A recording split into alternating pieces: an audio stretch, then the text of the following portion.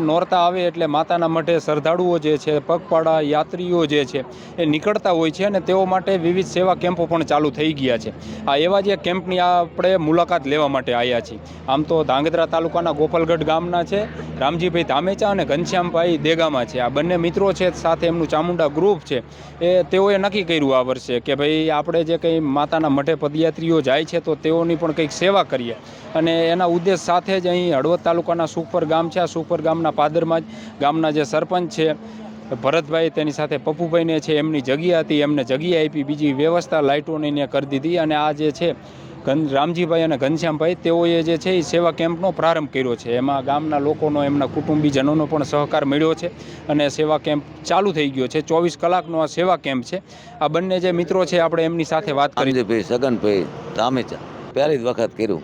વ્યવસ્થા કરવામાં આવી છે બુંદી, ગાંઠિયા, મરચા, ચા, પૂરી, શાક અને પાણી, ફૂલ 24 કલાક કેમ્પ ચાલુ.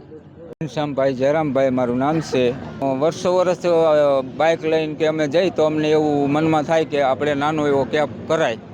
તો અમે બે એવો વિચાર કર્યો કે આપણે કેમ્પની સુવિધા ગોઠવી પગયાત્રી માટે. બેન ઘનશ્યામ કલાક ચાલુ પૂરે બટેકાનું શાક હોય કે પૂરી હોય, બધું ભેગું રાખીને સાંજે બટેકાનું શાક, પૂરી, ખીચડી બધું રાખી.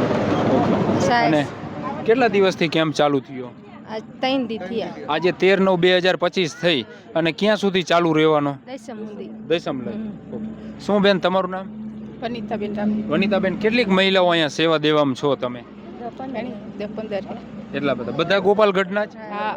એટલે આમ બધાય શું કરો તમે? લોટ બાંધે, કોઈ શાક. શું કામ કરો બધાય ગામમાં? અમે ગામમાં પાણીપુરીનો ધંધો કરીશ. તમે? હું વાડી રાખું ભાગમાં 25%. ટૂંકમાં મજૂરી કરો એમ? હા, ટૂંકમાં મજૂર કરી કંકાવટી વાળા રાણાભાઈની વાડી રાખું ભરવાડ.